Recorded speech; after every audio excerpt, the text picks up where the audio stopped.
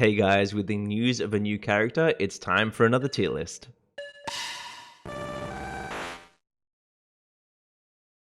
Hey guys, so let's dive into the tier list. So first off, I'm gonna go with Lucario here. And I think Lucario still sits in the S tier. I think the Pokemon has definitely fallen a little bit with some of the changes, but Lucario to me is still such a dominant Pokemon with such an incredibly overbearing early game. And it's just so hard to contest this Pokemon in the top lane right now. Blastoise, I think, sits in the middle of the pack. I think Blastoise has a really strong late game, but its early game just isn't great. It doesn't really have the ability to secure too well, so you won't see it too much in the tri-lane meta, but this Pokemon late game in that Articuno fight is incredibly strong. Then we have Garchomp. um, I'm actually going to put it in the C tier. Potato Uwu makes Garchomp look S tier. The dude is insane. Definitely check out some of his games. He's unbelievable. Garchomp definitely is quite decent for how it's been in the past. I think it's the best it's ever been, but I still think it just falls behind. And especially in a Wigglytuff meta, you're just not getting any moves off, unfortunately. Then we have Charizard, who I think sits in the same tier. I think Charizard doesn't really have much going for it at the moment. There's not really a place for it on any team. It doesn't really have the niche that it used to have, and it just kind of feels a little underpowered. You can't lane this Pokemon. It just doesn't live up to the other Pokemon in lane. It will always lose if the opponent is of equal skill to you.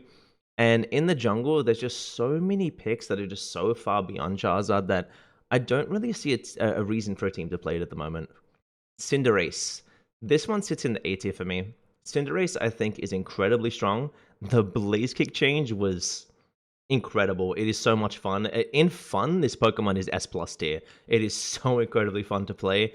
I think the only issue with Cinderace is that it's squishy, and with a lot of the Pokemon running around right now, a lot of the all-rounders, it just gets dove and it just can't survive. Other than that, an incredible pick. Cramorant. I'm going to throw this in this tier as well. I don't see a reason to play Cramorant. Yeah, its early game is decently strong, and what it does is good, but its cooldowns seem too long for what it does. It seems like it's not doing it often enough, and the Unite move just seems really underpowered at the moment. It doesn't seem like it really does much. When Cramorant used to Unite, you would run and you would fear it, and now you just kind of sit in it and take Cramorant out. It's just not what it once was anymore. Crustle. I want to put it here. I want to put it here because this Pokemon has almost no purpose, but the niche that it has on the scoring comps, especially the ones in Japan, put it up here for me. Crustle is really good at getting around the map and scoring points. And if you're playing a comp around that, then it has a place. Other than that, it just really doesn't do too much. It's pretty good in solo queue for getting yourself ahead to make sure your team's ahead for the Articuno fight, but it just doesn't really have that much of a place right now, unfortunately. Eldegoss. This is probably just always going to be S tier. This Pokemon's always going to be incredible. It's a healer with range. You can abuse Muscle Band. It can poke you out in lane. It can give the entire team shields. It can knock up an entire team if that's the way you choose to go. Leaf Tornado will boost the speed of your team and block basic attacks. The Unite will heal everybody, knock everyone. But this Pokemon is absurd. Eldegoss is incredibly strong, and I just don't see it falling from grace anytime soon. Gardevoir. I'm going to put this one in the B tier as well. I think Gardevoir is very strong. I think the Pokemon does an absurd amount of damage, a really, really high amount of damage, and it's good. It just doesn't have any mobility, and it gets blown up very, very easily. Pair that with the fact that Ralts, its first evolution, is the worst Pokemon in the game. It's very easy to invade in the jungle or bully in a lane, so it just doesn't get what it needs. And I think that before they nerfed Gardevoir very recently, it was sitting in the A tier for me, but that nerf to its damage just really brought it down a tier for me. Now I'm going to go into Gengar, okay? Gengar, I'm sorry, Gengar mains. I really am sorry, but no, Gengar is just not a good Pokemon. Gengar to me is just... I wish it was good. I wish it was good. If you play this game on emulated with a keyboard and mouse, I'm sure you have a fun time with Sludge Bomb and Hex. It does a lot of damage. You can click around. But realistically, this Pokemon just, it doesn't have it. It needs something, and I don't know what that something is. I wish I had the answers. I think it might need maybe charges on its abilities. Maybe you can get 2 Shadow Balls, something. It's the king of 1v1s. Gengar will 1v1 you, but no one's going to let you 1v1 them in this game, and that's just where Gengar sits for me. Then we have Greedent. This one's an A tier to me. I think Greedent in the top lane right now is very strong. On score comps, it's even better than Crustle. It's an incredible pick. And invading jungles with Greedent is very big. It's annoying. It will annoy you into wanting to rage quit your game. It'll keep knocking you up with Covet. It'll keep healing with Stuffed Cheeks if that's the route it goes. And it does a really decent amount of damage too. The Unite is very strong. And I think Greedent's a very solid Pokemon right now. I think a lot of teams are starting to play with it a little more. And I think it's not what it was when it released, but it's definitely a good Pokemon. Then we have Greninja. I'm going to put Greninja in the A tier because I think Greninja is very similar to Cinderace in the fact that it does a lot of damage. Water Shuriken is still a great ability, does a lot of DPS. Surf is a great ability that does a lot of burst, gives you a lot of healing, gives you a lot of resets. But your low health pool, even though you have a lot of mobility, makes you very easy to dive with this current all-rounder meta, and it doesn't put it quite up in that S tier, but still an incredible pick. A really incredible pick. Machamp, how I would love to put you up here. How I would love to. How I wish one day you will be the best Pokemon in the game. But I would say it sits here in the middle. I think Machamp has a niche. It can take out a carry. If you unite with Machamp, you get a kill. That is what Machamp does. It's very strong at that. It's very fast. It can get around the map, and it's a fairly decent Pokemon. I would love to see some love to it. It was nerfed once and never looked at again. And I hope they give some love to Machamp because I love Machamp. It's my favorite Pokemon. I'm Team Machamp all the way. And if they made this Pokemon another Lucario, I would be okay with it. I would genuinely be okay with it. Then we have Blissey, who I think sits here in the middle of the pack as well. I think Blissey has an amazing ability to heal. It heals so much.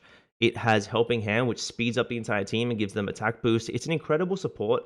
The only problem is Eldegoss exists. And because Eldegoss exists, Blissey just lives in its shadow. And it's unfortunate to see that. Maybe they'll give Blissey some love with its cooldowns one day and make it just the true healer of the game.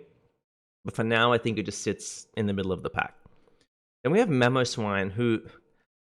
if this Pokemon had a good Unite, it would be up here. It would be somewhere up in these two, because the rest of its kit is so strong. But I think, again, Memo Swine is a middle-of-the-pack Pokemon. I think Memo Swine has a great early game. It is very, very oppressive. If you're playing something like an Absol, Memo Swine will not let you do anything. The crowd control of Memo Swine and its ability to just be so tanky and in your face is really strong. But the Unite move is probably the worst Unite move in the game. You stomp around and then knock people up that are right next to you, and it's not that impactful. And this game is very, very around the Unite move, so I think that holds Memo Swine back and puts it in the middle of the pack. Mr. Mime, to me, is a solid A tier. Last time I put this in S tier, and I still stand by the fact that a really good Mr. Mime is very, very strong. But with some prevalent Pokemon at the moment, Mr. Mime just doesn't do what it wants to do against those team comps and what's there. It just doesn't offer enough damage, and it seems to just fall behind a little bit. But I still think a very, very strong pick. When you get level 4, the bottom lane belongs to you. But in the later game, even though the Unite move is incredibly strong, it just falls behind a little bit, but still very, very good. Ninetales, I'm going to put in the C tier. I don't know why you'd play this Pokemon. It's fun. Ninetales is fun. The early game is great. It's really safe with the CC, but you have no mobility whatsoever. And if you were going to play a Pokemon like this, there are just better options. There are just better options for this same role. And so I just don't see a reason for it. Maybe I'm sleeping on some Aurora Veil team defense boosting build going around, but I definitely think this Pokemon to me is just very underwhelming, and it kind of got left behind. Even though it got a buff recently, which brought up a little bit, some Pokemon that filled a similar role got buffed way beyond what it can do. And speaking of that, we have Pikachu. Pikachu, I think, sits in the A tier. I think this is very close to an S tier Pokemon. Its Unite move change to an 89-second cooldown from 130 something is absurd. It does so much damage so frequently. Its laning it's a bully in lane. Pikachu will take your lane and it will bully you. If you try to push up on it, it's going to punish you with Electro Web. It's going to poke you out. And I just think that it is such a strong Pokemon. The only thing that makes it not an S tier pick to me is, again, we're in a very, very dive-heavy meta, and Pikachu is very, very diveable. Other than that, great pick, but in the Articuno fight, you're gonna get picked off, you're gonna get blown up, and that's just the sad truth about a Pokemon like this. It just doesn't have the health or the mobility to survive in those crazy situations when everyone's just pressing their Unite move. Then we have Slowbro. I think this sits in the A tier right now. I think Slowbro is actually rising up because there are so many threats on enemy teams, and being able to just grab one of those and hold them down is incredibly huge. Water Gun is not terrible secure in the early game. It's not the best by any means, but it is not terrible. If you time it, you can really, really steal some farm. I think Slowbro has the ability to just almost never die if you run Amnesia. Surf will just keep knocking people up. They will be very frustrated at you. Telekinesis, if you go that route, will hold someone completely still, and they should be completely gone by that point. The Unite's insane. I think Slowbro is a really good pick right now, and I love to see that. I love to see a Pokemon that used to be seen as very underwhelming be one of the better picks in the game right now. I genuinely love it. Snorlax. With the way block is currently working right now, Snorlax to me is an S tier. Now Snorlax has the ability to just shove people away when they're scoring, which I don't think it's intended, but there was word back from the developers that this was an intended change. So that's cool to see, I guess, that we have a way to counter scoring. So Snorlax is a very, very strong pick right now, especially in this Dragonite heavy meta. If your Dragonite's charging up its Hyper Beam, and their Dragonite is too, well then choose block with Snorlax, push them away, send them flying back, and your Dragonite will get it. You'll get it every time. And I think Snorlax has a very, very good place in the meta right now. Tackle secure early is incredibly strong, and it's good to see my boy Snorlax rise to the top again. Makes me pretty happy. Sylveon. I think Sylveon, I want to put it in A because I believe it's kind of slept on. I think Sylveon's really, really strong. I'm going to put it in the B tier. I think Sylveon is just a great pick for the lane. Hyper Voice is so oppressive, but that early game of Eevee is just not good. You're going to get bullied. If you get that level 4, though, you become a powerhouse. You're a little faster and a little safer than someone like a Pikachu, but you don't have the range that they have. You don't have the ability to keep just poking them out and putting on that pressure. So I think it's very good, but I think that it does have its weaknesses. But I think it's in a good place. I don't think everything has to be broken. It's definitely playable. I've seen teams run it and it do very well. So I think it's in a really, really good spot. Talonflame, I think, is in the A tier for me.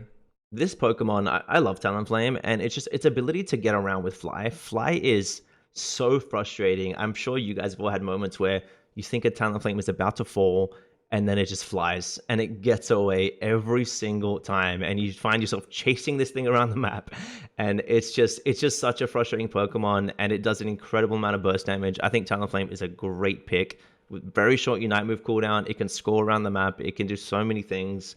I think Talonflame's a great pick.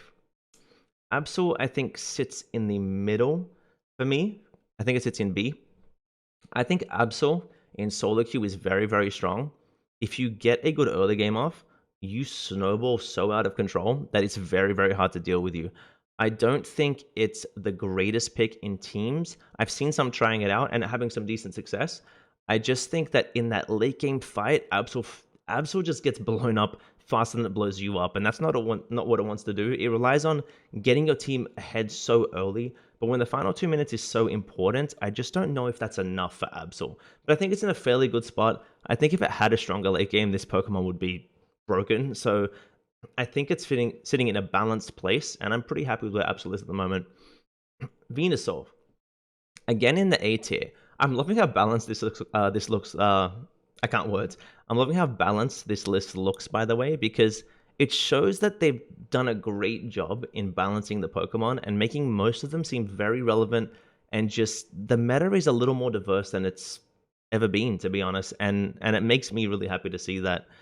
Venusaur, after it got the changes to the speed in Petal Dance, it fell a little bit down. It was an S tier pick. It's still a very, very strong Pokemon. So hard to take down in the Articuno fight. So incredibly hard to take down. And it's just such a great pick. Its laning isn't the strongest, but that boosted attack will catch you off guard, and it will put you in a really, really bad spot. Oh, Wigglytuff. I mean, I don't even want to talk about it. Wigglytuff's S tier. It's, yeah, cool. Wigglytuff says, no, you can't do anything, and it goes to the S tier. And I despise this Pokemon with a passion, guys. I know a lot of you love it. I've even been playing it myself when I play tank on my team, and I think a Wigglytuff is Wigglytuff. Let's just leave it there. Wigglytuff's S tier. Let's not give it any more limelight. You sit up there, Wigglytuff. You sit in your spot.